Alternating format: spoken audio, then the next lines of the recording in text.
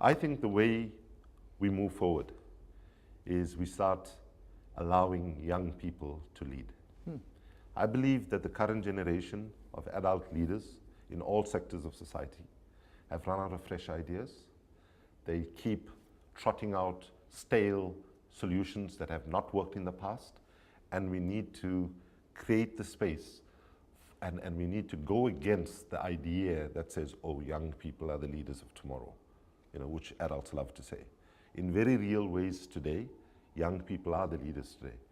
When I look throughout the world where I've had the honor and privilege of being able to go, and I think about when I listen to the voices of people, who are the ones who are actually with the program, in the sense they understand the seriousness and they want to actually make whatever changes that are needed, however big those changes are, I would say that appetite is coming from young people.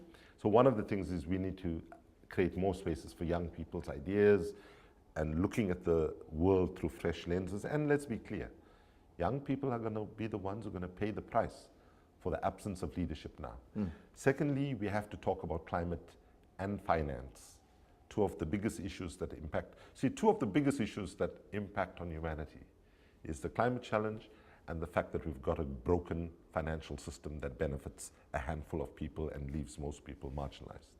But both of them have something in common, that the way people talk about finance and climate is designed almost to shut 99% of people out of the conversation, because once you start talking degrees and temperatures and acronyms and so on, it's very difficult for ordinary people to be part of the conversation.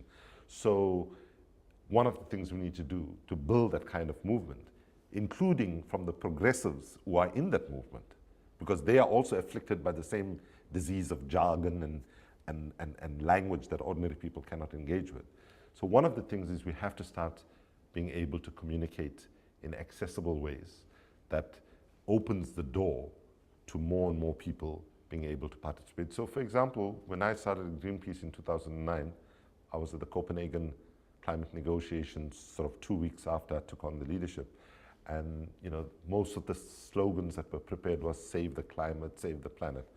And there was this one big demonstration we did at the Queen's reception. And the message that we projected on it was, do not betray our children and their children's future, right? Rather than save the climate. By just putting that slogan, if you're a parent or you're a grandparent, you think, oh, maybe this conversation is about me.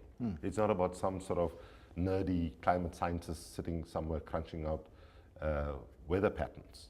So that's the other thing. And I have to say, finally, how do we make this movement move forward?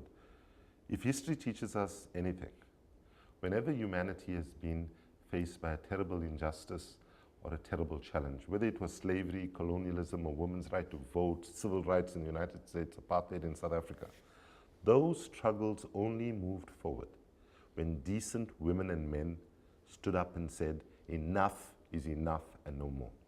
We're prepared to go to prison if necessary. We're prepared to put our lives on the line if necessary. We're prepared to engage in peaceful civil disobedience.